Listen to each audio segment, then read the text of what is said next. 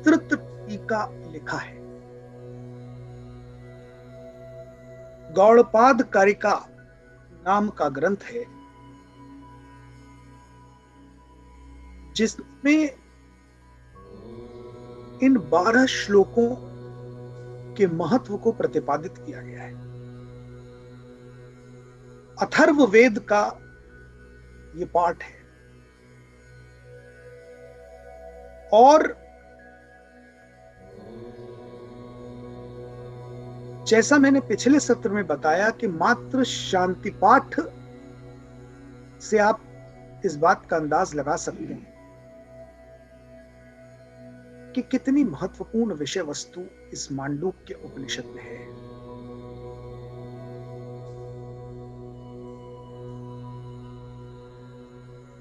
वेदों में मांडूक्य शब्द पर भी विस्तृत चर्चा है। कुछ मीमांसाकर्ताओं का ऐसा कथन है कि मांडूक्य शब्द मंडूक से उत्पन्न हुआ है, उसकी उत्पत्ति मंडूक से हुई है और मंडूक का अर्थ मेढक होता है।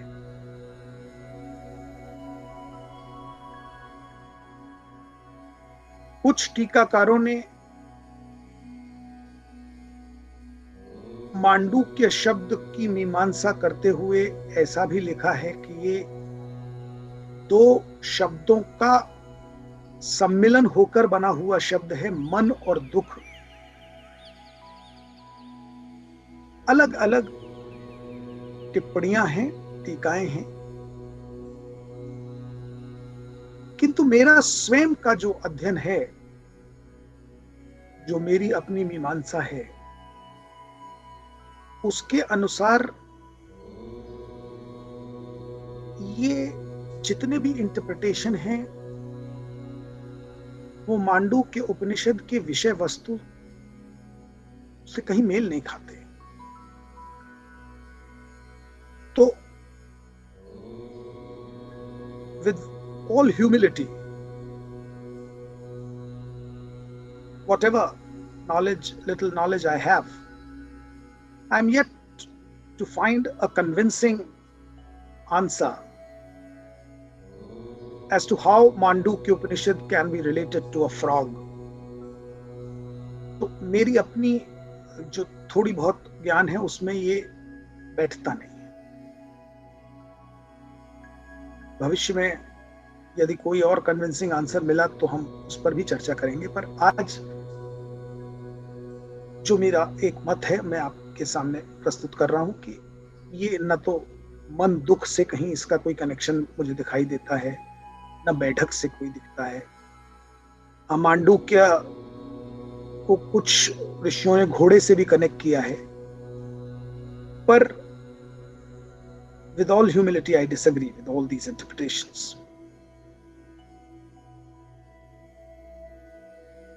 जैसा मैंने पिछले सत्र में आपको बताया कि शांति पाठ कहता है कि ओम भद्रम कर्णे भी शृणुयाम देवा। हे भगवान, मुझे ऐसा आशीर्वाद दो, मुझ पर ऐसी कृपा बनाओ कि मैं मात्र अच्छा ही सुनूं। भद्रम करने भी शृणुयाम देवा। मेरे ये जो कान है, ये जो मेरी श्रवण शक्ति आपने मुझे दी है, उसके माध्यम से जो कुछ मेरा इनटेक हो वो अच्छी क्वालिटी हो। भद्रम पश्येमाक्ष फिर यजत्राहा, कि मेरे ये जो चक्षु हैं इनसे जो कुछ भी मैं देखूं या जो देखने की क्षमता आपने मेरे अंदर उत्पन्न की है, मैं सिर्फ और सिर्फ अच्छा देखूं। स्थिरैरंगे स्तुष्टवांस स्तनूर्भि यशेम देवहितम यदायु। मेरे जितने अंग प्रत्यंग हैं इनमें जितनी भी शक्ति आपने मुझे प्रदान की है, इसका सबका उपयोग मात्र सत्कार्य में हो। मेरी ये जितनी आयु है, ये सारी की सारी आयु देवहितम यदायु, अर्थात देवताओं के हित में मेरा हर कार्य हो। देवताओं के हित में अर्थात सदकार्य। देवता अर्थात जिन मनुष्यों का जीवन सदकार्य में बीत रहा है, वो देव मानुष कहा जाता है। स्वस्ति न इंद्रो वृद्धश्रवाहा, देवादिदेव इंद्र का जैसा सुयश है, वृद्धश्रवाहा अर्थात चारों ओर सुयश फैलाने वाले, मेरा भी वैसा सुयश फैले।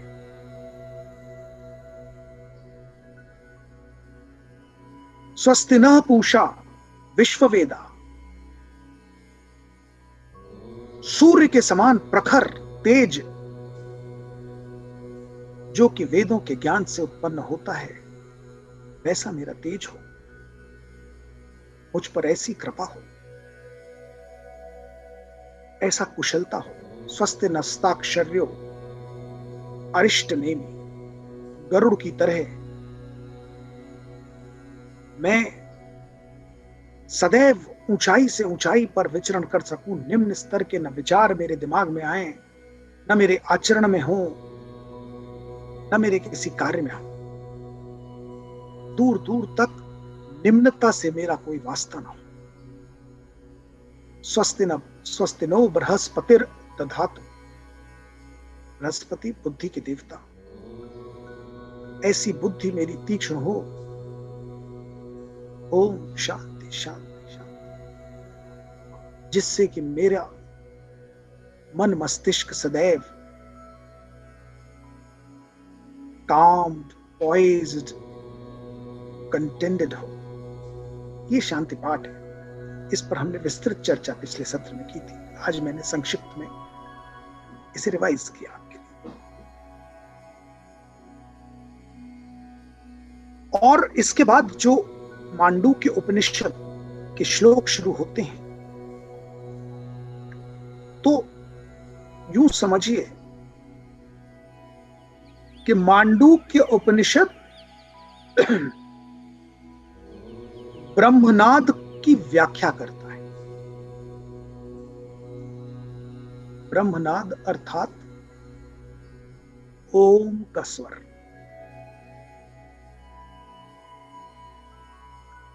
ये ओ,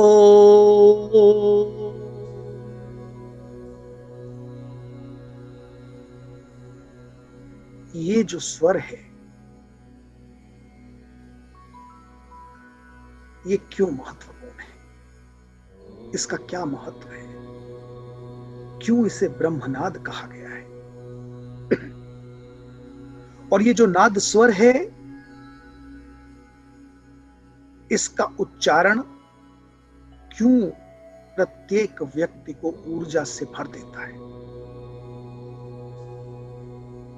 मांडूक्य उपनिषद के अनुसार ओम का स्वर ही ब्रह्म है। ब्रह्म अर्थात ओम, ओम अर्थात ब्रह्म।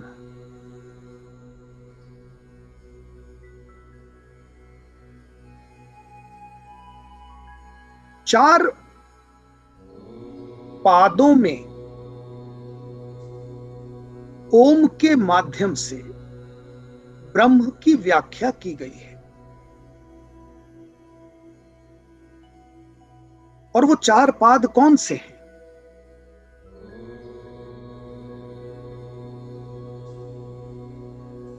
ओम एतत् अक्षरम इदम तस्योपव्याख्यानम। ओम एतत् अक्षरम इदम सर्वं तस्योपव्याख्यानम।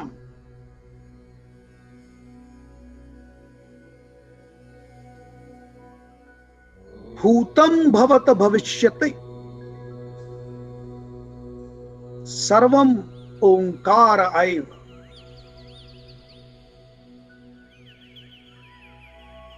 ओम का स्वर ही ब्रह्म है, ओम का नाद ही ब्रह्म है। और ये सर्व जगत, जितना जो कुछ प्रकृति दिखाई दे रही है, सुनाई दे रही है, महसूस की जा रही है, ये सब का सब ब्रह्म की महिमा का ही व्याख्यान है। सर्वम तस्योपव्याख्यानम, उसी की महिमा का गुणगान है ये सारी प्रकृति।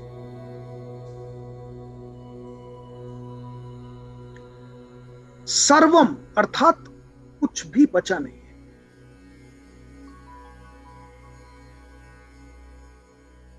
भूतम भवत भविष्यदिति सर्वम ओंकार आए,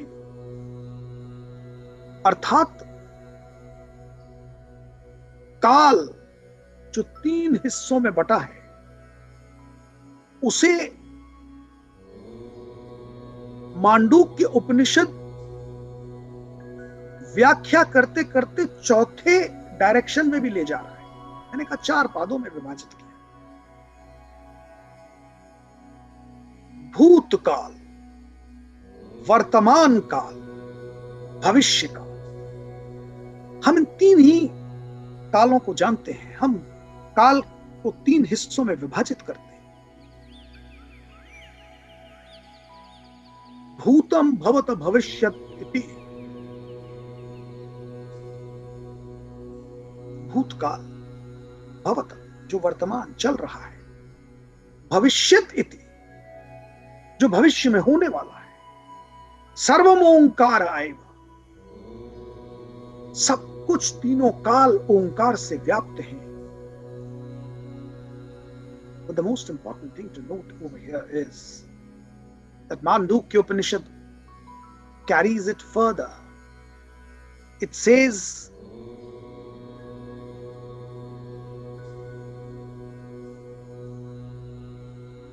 त्रिकालातीतम तदप्ये ओंकार ऐव, इन तीनों कालों से परे, त्रिकालातीतम तद्योप ओंकार ऐव, इन तीनों कालों से परे भी जो कुछ है, that means where the time which is divided into 3 parts, the past, the present, and the future. And whatever is even beyond the time, which transcends beyond the time, something which transcends, which an ordinary human being cannot even imagine, cannot anticipate, cannot apprehend, something which transcends beyond these 3 portions of time. Trikalaatitam tadyaupaonkara aiv, even that is व्याप्त with ओम, ओम से ही व्याप्त है। इन तीनों काल से जो कुछ परे है, जहां तक हमारी सोच नहीं है, किंतु कोई ना कोई तत्व तो है जो काल की गति को भी कंट्रोल कर रहा है, जो काल को भी चलायमान कर रहा है,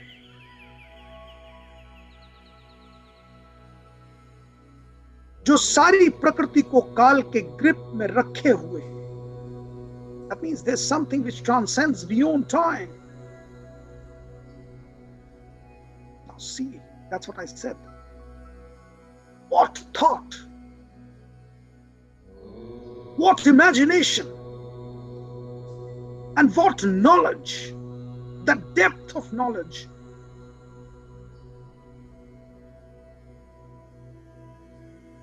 The subject matter of Mandukya Upanishad.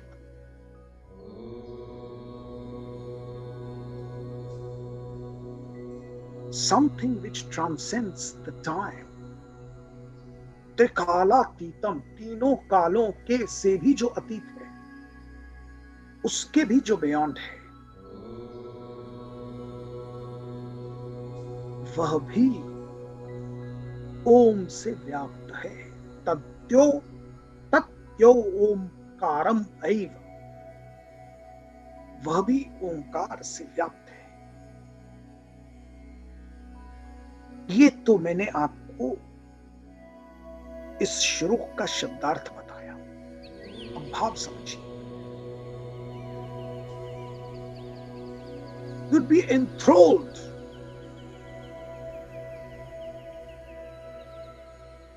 with the meaning which it carries. These small sentences,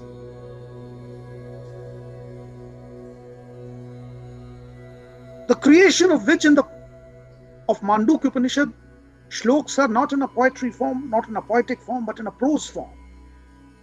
Single one-line sentences carry so deep meaning.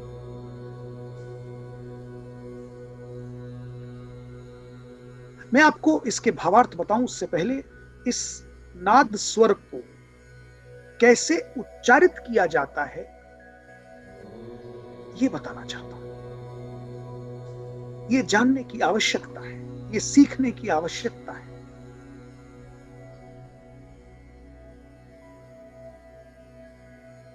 ओंकार का उच्चारण जानना बहुत आवश्यक है। लोग जीवन बिता देते हैं, ओंकार का उपयोग करते हैं, ओम का उच्चारण करते हैं, किंतु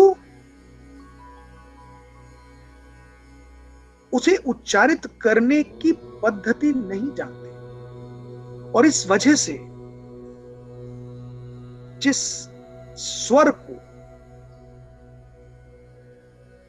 इतना महत्व दिया गया है उपनिषदों में, वेदों में, उस स्वर का ऑप्टिमम पोटेंशियल वो महसूस नहीं कर पाते।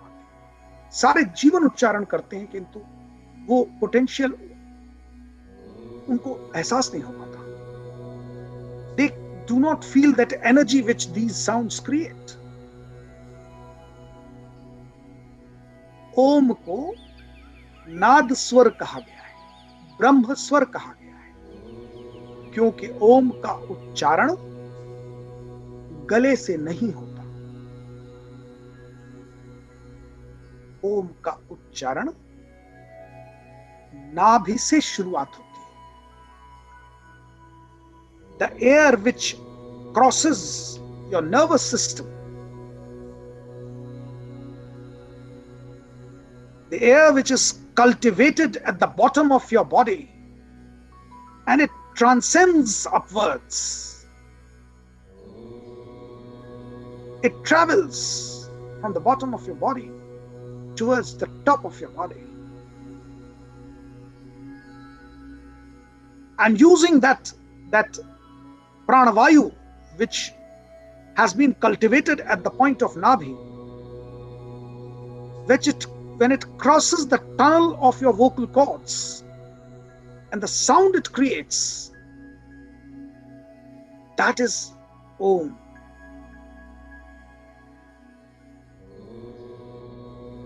वो जो प्राणवायु नाभि से उत्पन्न होकर आपके स्नायु तंत्र से ट्रैवल होते हुए जब गले के उन गुफाओं से जहां वोकल कॉर्ड्स हैं ट्रैवल करती है, तो जो घर्षण होता है उससे जो साउंड उत्पन्न होती है वो ओम है। और जब इस प्रक्रिया से आप उस ओम का उच्चारण करते हैं तब रिक्विजिट एनर्जी क्रिएट होती है। And then you feel refreshed. Then you feel that energy then you start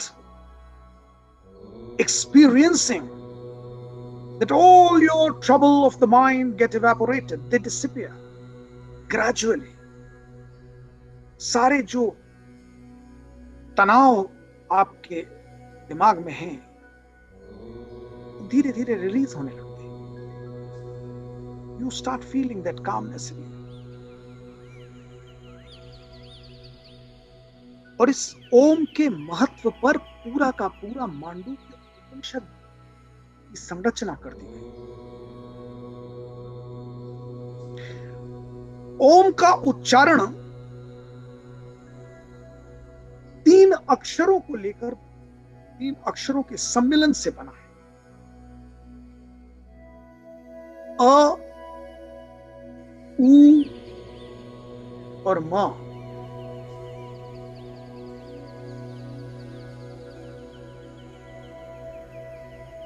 तीन काल हैं, भूत, वर्तमान, भविष्य.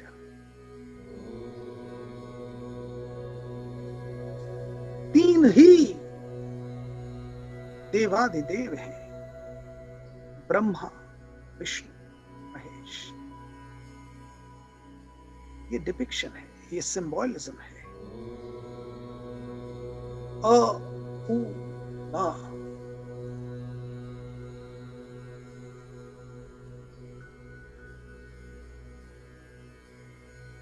अ अर्थात आपति,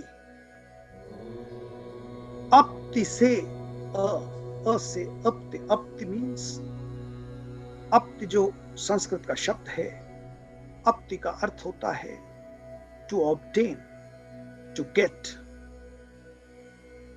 to receive. अपति.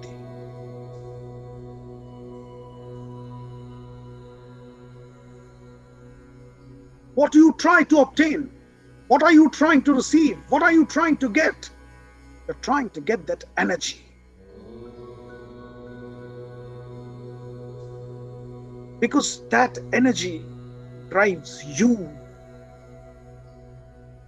And that energy is life. The person without energy is lifeless. The person without energy is dead.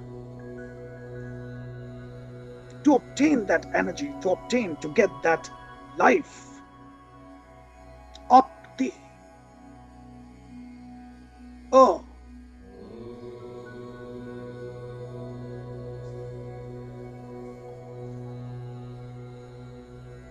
U.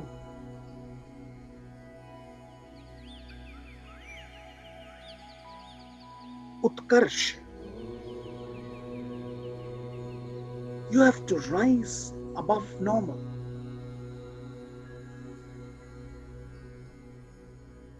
You have to rise above ordinary. If you want to be distinguished in life, unique,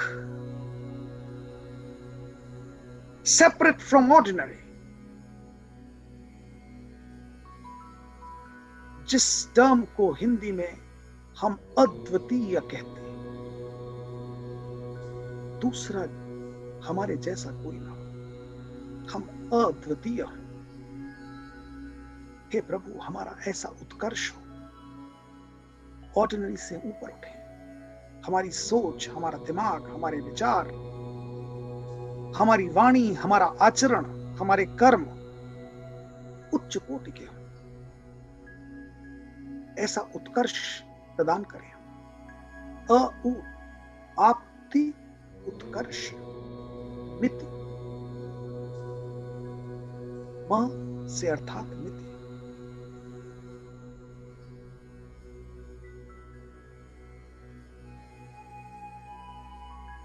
Sanskrit में मिति की बड़ी विभिन्न व्याख्याएं हैं. एक अर्थ है मिति का मिलन.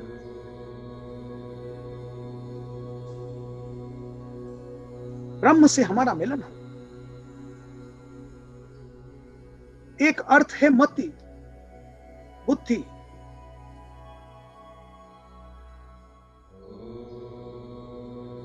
सद्बुद्धि हो।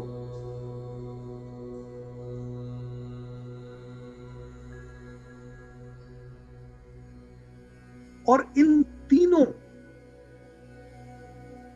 स्वरों को यदि आप मिला दें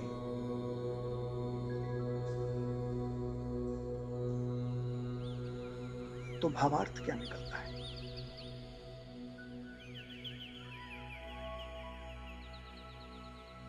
आपति उत्कर्ष मिति। हे प्रभु, मैं इस ब्रह्मनाद के माध्यम से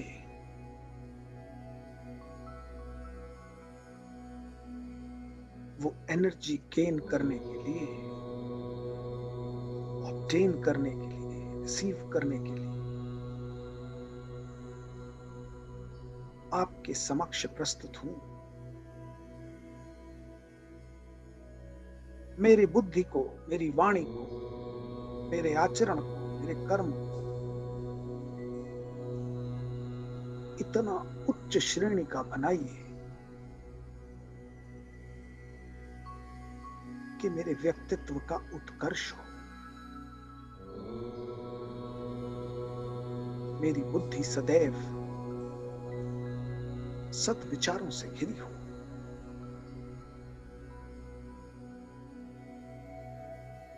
मेरे कर्म सत्कर्म हो, मेरा व्यवहार सद्व्यवहार हो, मेरे मन के भाव सद्भाव हो, ऐसी मति हो।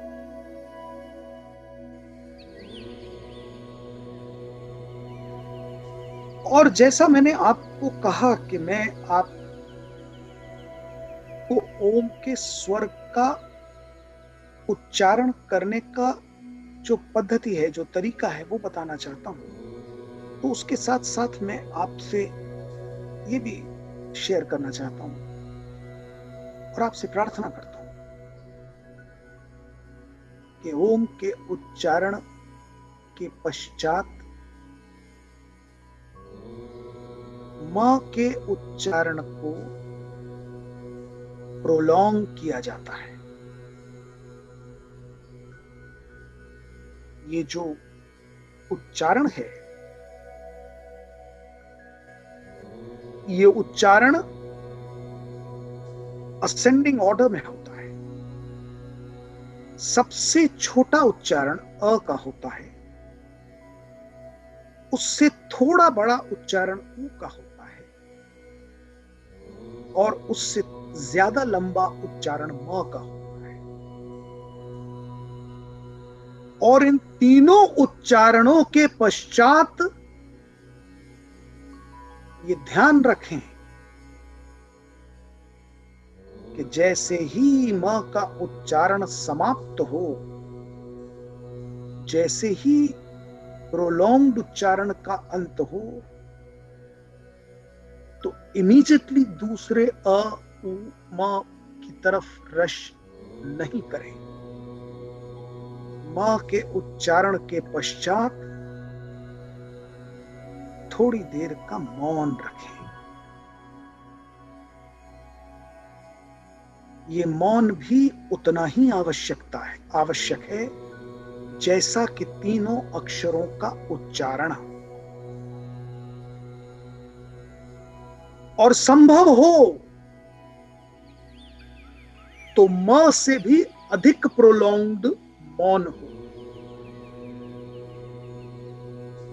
because this mourn is that transcendental period which transcends beyond the three categories of Kal. And this fourth category of Kal is called Turiya.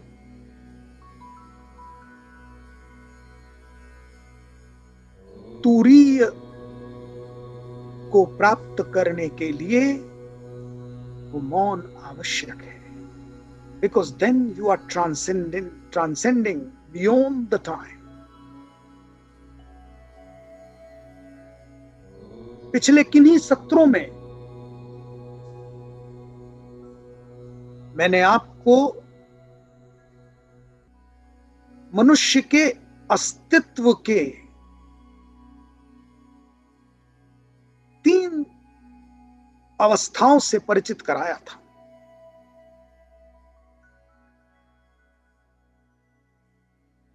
मैं पुनः रिमाइंड कराता हूं।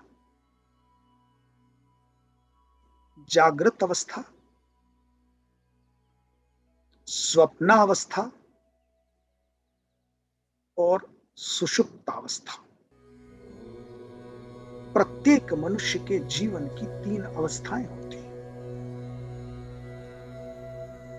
प्रतिदिन में ये तीनों अवस्थाओं से व्यक्ति यात्रा करता है। One travels every day between these three stages.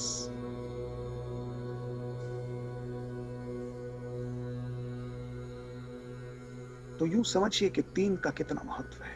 3 काल हैं, 3 देवाधिदेव हैं, 3 अवस्थाएं हैं।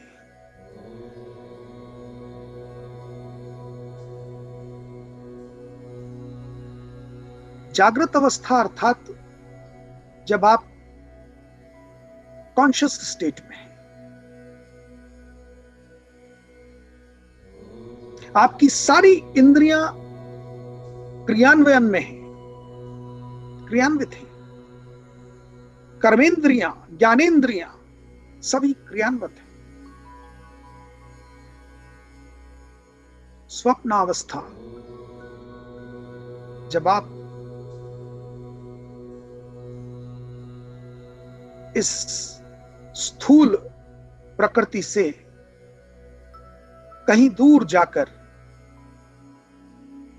अंतःकरण के मस्तिष्क के माध्यम से किसी दूसरी प्रकृति का दर्शन कर रहे हैं, स्वप्नावस्था है। ये सारी प्रकृति गायब हो गई और आपके सबकॉन्शियस स्टेट में एक नई प्रकृति का निर्माण होता है। उसे स्वप्नावस्था कहते हैं। आप समझते हैं कि जैसे स्वप्न में जो कुछ हो रहा है वही सच है। जागृत अवस्था में आप समझते हैं कि जो कुछ आप जीवित होकर देख रहे हैं वही सच है। और मनुष्य इसी भ्रम में जीवन काट देता है। जो कुछ वो जागृत अवस्था में ओपन आईज से देख रहा है वो सच है। और वही मनुष्य जब स्वप्न अवस्था में होता है तो स्वप्न में जो कुछ घटित हो रहा है उस क्षण उसे उस स्वप्न की सच लगता है। ये सारी प्रकृति गायब हो जाती है। और तीसरी अवस्था है सुषुप्त अवस्था। सुषुप्त अवस्था जहां पर गहन निद्रा कहते हैं। सुषुप्त अवस्था को गहन निद्रा अवस्था भी कहते हैं, जहां पर न तो ये दृष्टिगोचर प्रकृति सामने है जिसे हम खुली आंखों से देखते हैं, कॉन्शियस स्टेट में देखते हैं, न कोई स्वप्न है जिसे हम सबकॉन्शियस स्टेट में देखते हैं, बंद आंखों से देखते हैं।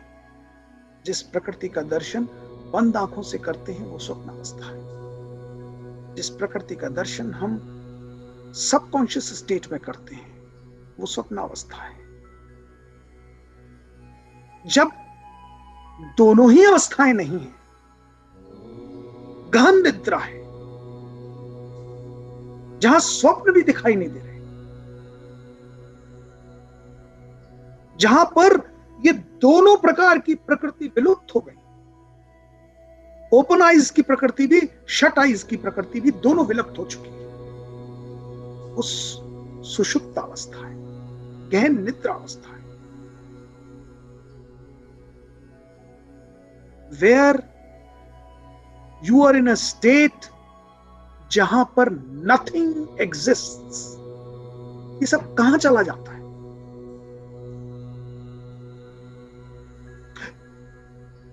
It's a kind of temporary death.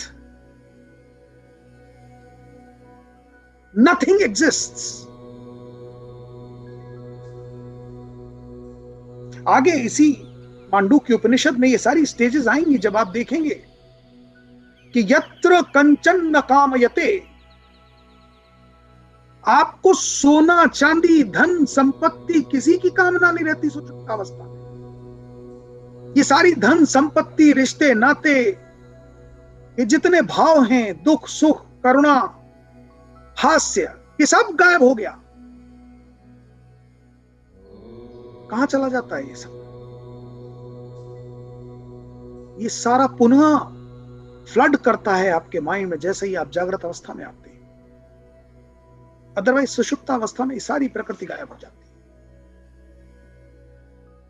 ये धन की लोलुपता, ये लालसा उस सुषुप्त अवस्था में नहीं होती, ना कोई तनाव होता है, बिकॉज एवरीथिंग डिसअपियर्स। और इन तीनों अवस्थाओं से परे जो होता है वो है तुरीय अवस्था।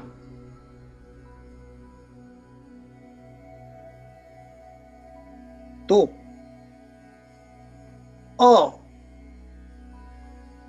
अर्थात जागृत अवस्था में ऑब्टेन करने की जो एक ललक होती है प्रत्येक मनुष्य में, that is denoted by apti.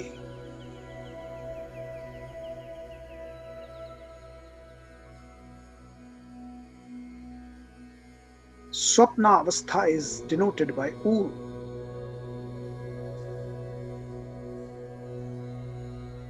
Sushupta avastha is denoted by ma.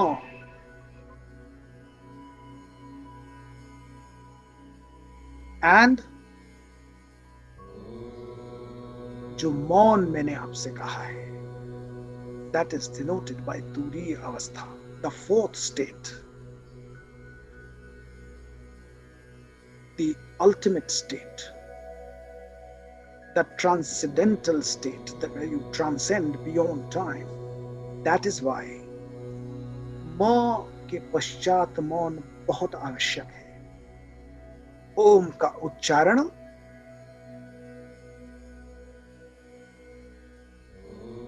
यूं रटते हुए न करें जैसे कोई पाठ पढ़ रहे हैं।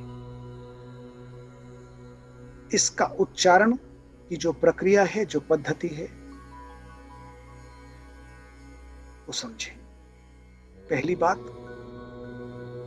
प्रारंभ नाभि से करें।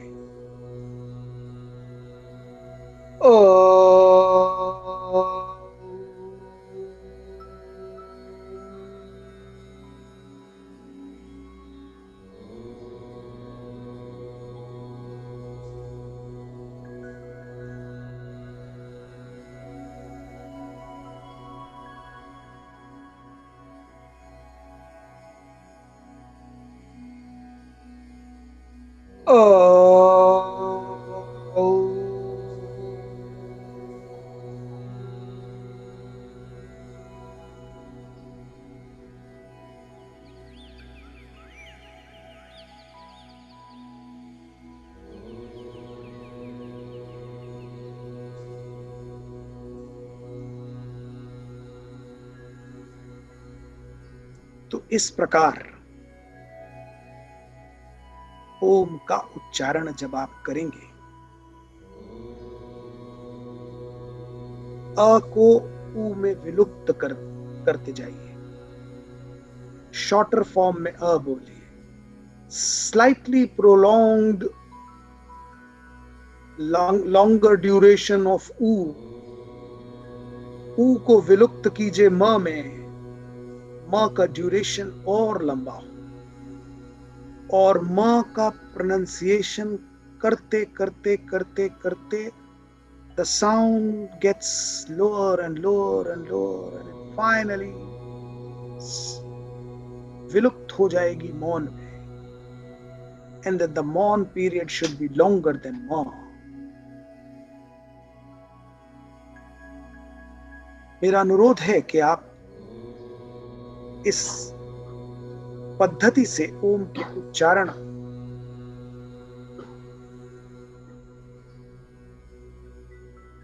करना प्रारंभ करें इसका अभ्यास करें and feel that energy.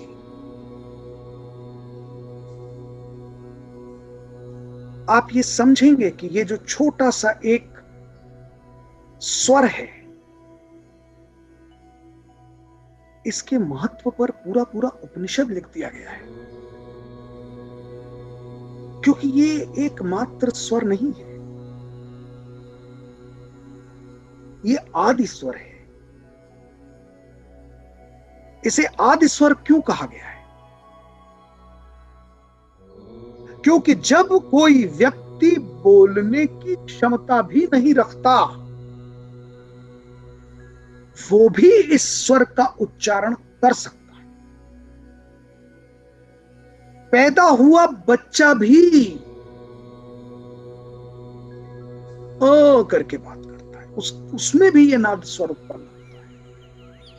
गूंगा व्यक्ति भी करके आवाज निकालता है। ये देखिए, यही स्वर आएगा, ये आदि स्वर है।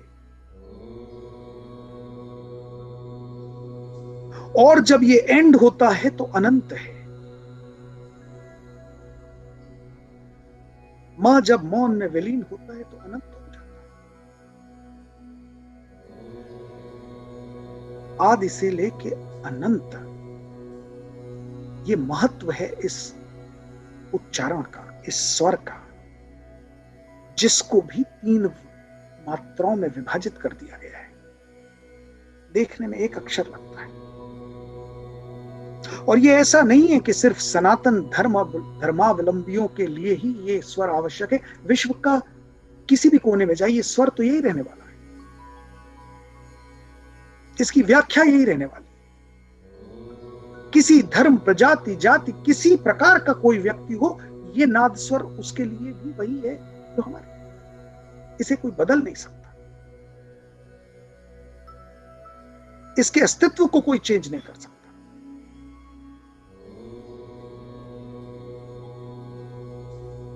इसलिए इसे ब्रह्म स्वर, नाद स्वर कहा गया है, आदि से अनंत कहा गया है, तीनों कालों को डिनोट करने वाला कहा गया है।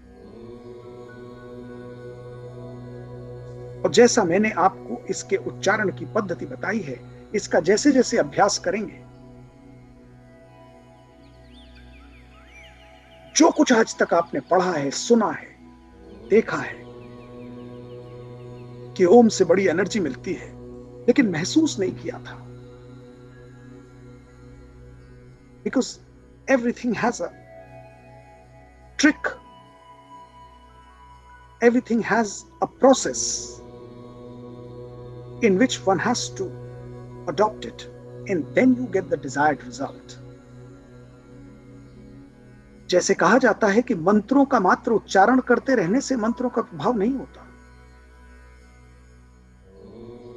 उन मंत्रों को आत्मसात करना होता है। राम का नाम लेने से कष्ट दूर नहीं होता। राम का नाम लेना अर्थात राम के चरित्र का स्मरण करना, उनके व्यक्तित्व, उनके आचरण को आत्मसात करना, उस प्रकार के व्यवहार का उपयोग करना, तब कष्ट दूर होता है। जब आप स्मरण करते हैं, आत्मसात करते हैं कि इस परिस्थिति में राम ने क्या किया था, कैसे किया था, इससे अधिक विपरीत परिस्थिति में उनका आचरण क्या था, और यदि राम ये सब कुछ फेस कर सकते हैं तो मैं क्यों नहीं कर सकता, तब कष्ट दूर होते हैं। क्योंकि तब आप राम को आराध्य के पद से आदर्श के पद पर लाते हैं।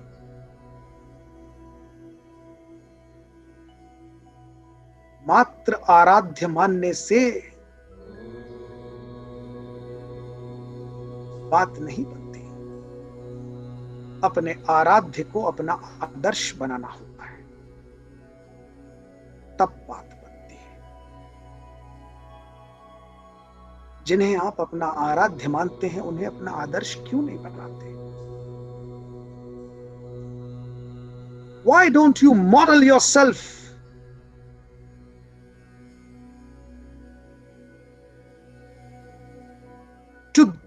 that to whom you pray. उतारिए तो सही राम को अपने जीवन में, कष्ट तो ऑटोमेटिकली डिसअपियर हो जाएंगे। ये सारे ग्रंथ यही सिखाते हैं। ये वेद, ये उपनिषद, ये पुराण, ये स्मृतियां, ये कोई लाल कपड़े में लपेटकर शेल्फ के ऊपर रखकर उन पुस्तकों पर रोज तिलक चंदन लगाने की वस्तुएं नहीं है। इन ग्रंथों का अध्ययन आवश्यक है। उस अध्ययन के पश्चात उस ज्ञान का चिंतन आवश्यक है। उस चिंतन की विषय वस्तु का मनन आवश्यक है। मनन के पश्चात उसका आत्मसात आवश्यक है, और आत्मसात करने के पश्चात उसका उपयोग आवश्यक है। जब इन 5 चरणों की प्रक्रिया से गुजरता है, तब ज्ञानार्जन ज्ञानोत्पत्ति में कन्वर्ट हो जाता है। वो आपके व्यक्तित्व का अंग हो जाता है।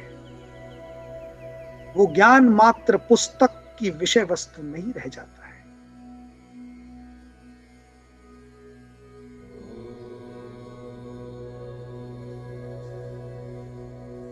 इसलिए मांडूक्य उपनिषद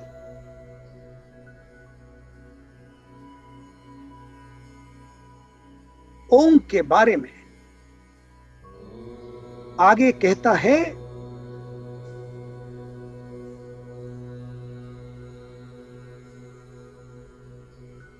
कि ब्रह्मायन तनात्मा ब्रह्म सोयमात्मा चतुष्पात।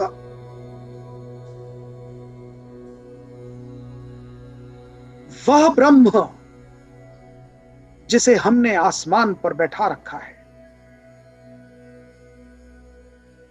और यह ब्रह्म जो हमारे अंदर आत्मा के रूप में उपस्थित है, ये दोनों ही ब्रह्म एक ही हैं। ब्रह्मा अयमात्मा सोयमात्मा चतुष्पात, और ये दोनों ही ब्रह्म के 4 पाद हैं। चतुष्पाद,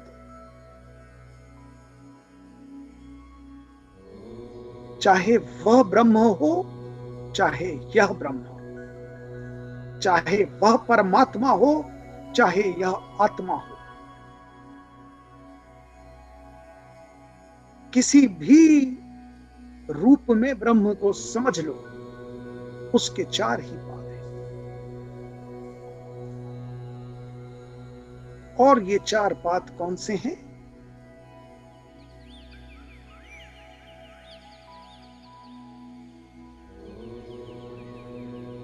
भूत भवति भविष्यति तूरीय,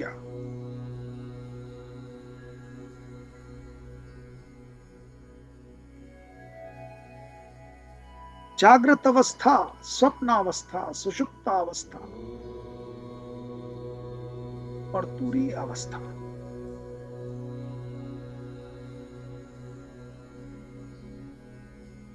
तो ब्रह्म को 4 पादों में विभाजित करना भी ब्रह्म की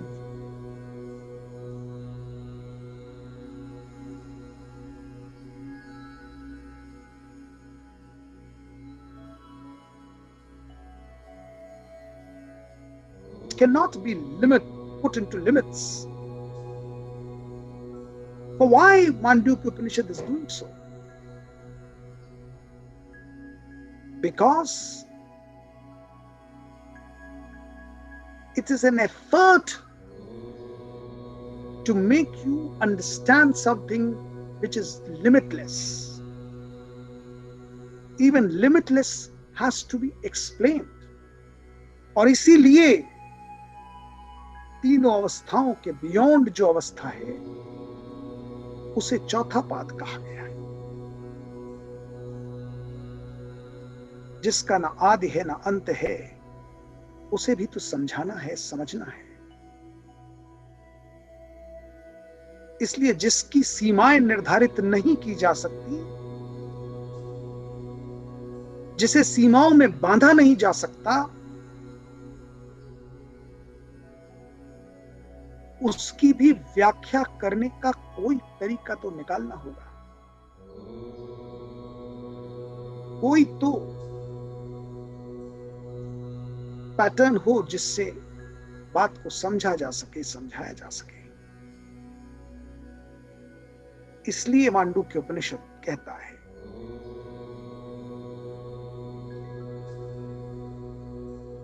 ब्रह्मायमात्मा सोऽयमात्मा चतुष्पाद। चार हिस्सों में ब्रह्म को समझा जा सकता है, समझाया जा सकता है। और इस व्याख्या के माध्यम से पूरे मनुष्य के अस्तित्व की व्याख्या कर दी गई है, मनुष्य के व्यक्तित्व की व्याख्या कर दी गई। अ उ म और तूर्य के मौन के माध्यम से। तो देखिए कितनी खूबसूरती है मांडूक्य उपनिषद की, कि ब्रह्म की व्याख्या करते करते व्यक्तित्व की और आपके अस्तित्व की व्याख्या कर दी। स्वयं को समझने का इससे बेहतर कोई तरीका नहीं है। आत्म साक्षात्कार करा रहे हैं ब्रह्म के माध्यम से। आत्मज्ञान हो रहा है ओम के माध्यम से। आप जब ओम स्वर का उच्चारण करते हैं तो उद्देश्य होता है ब्रह्म से कनेक्ट होने का। और मांडूक्य उपनिषद सबसे पहले ओम के माध्यम से आपका स्वयं आप से कनेक्ट करा रहा है। जब वो कह रहा है सोऽयम् आत्मा, पहले अपने अंदर झांक कर ओम के माध्यम से परमात्मा के दर्शन की प्रक्रिया को प्रारंभ कर दो। तीनों कालों के विपरीत के परे ले जाता है आपको ये ओम।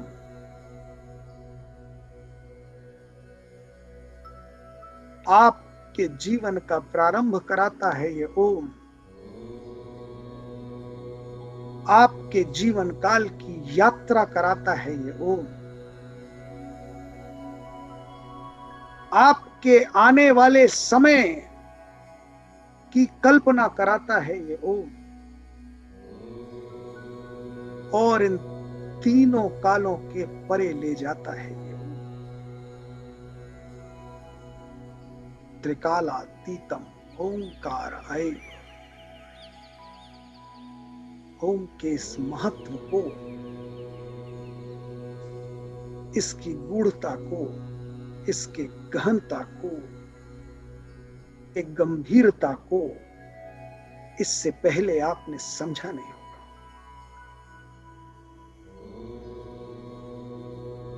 ये ओम का जो महत्व मांडूक्य उपनिषद, उसकी जो व्याख्या, उसका जो दर्पण प्रस्तुत करता है आपके सामने, ये चमत्कृत कर देने वाला है। मुझे नहीं पता कि इस पूरी व्याख्या का आप पर क्या अनुभव हो रहा है, क्या असर हो रहा है, किंतु मैं आपके सामने ये कन्फेस करना चाहता हूं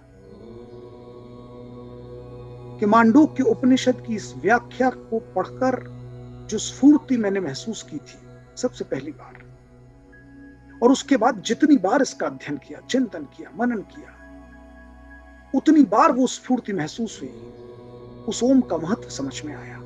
उस प्राणवायु की पूरी जर्नी, पूरा ट्रैक समझ में आया। स्वयं का अस्तित्व, उसका उद्देश्य, उसका कारण समझ में आया, और स्वयं से ब्रह्म के कनेक्ट का मेथड समझ में आया। तो बहुत सारे लोगों ने पिछले कई सत्रों में बहुत से प्रश्न किए थे कि ब्रह्म है क्या, कैसे प्राप्त किया जा सकता है, क्या जीवन का उद्देश्य है।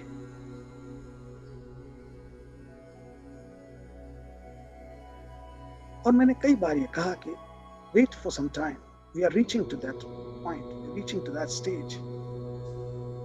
मांडूक्य उपनिषद का जो प्रारंभ हमने किया है इस जर्नी में, इस यात्रा में, आपको अपने बहुत सारे अनुत्तरित प्रश्नों के उत्तर मिलेंगे। और बहुत सारे प्रश्नों के उत्तर मैं इसलिए भी नहीं देता हूं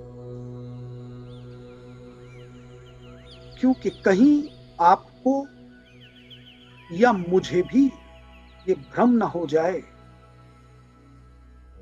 कि उत्तर मैं दे रहा हूं। मुझे ये अहंकार ना हो जाए कि उत्तर मैं देने का सामर्थ्य रखता हूं। कहीं आपको ये भ्रम ना हो जाए कि मेरे प्रश्नों के उत्तर आपने दे दिए, क्योंकि मैं कुछ नहीं हूं, न मेरा सामर्थ्य है। ये सारे उत्तर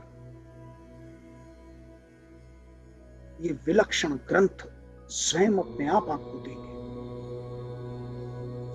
और मैं चाहता हूं कि ये उत्तर आपको इन ग्रंथों से मिले तो आपके मन में कभी भ्रम ना हो कि एक व्यक्ति आपको उत्तर दे सकता है, क्योंकि कोई व्यक्ति वो चीज नहीं समझ सकता।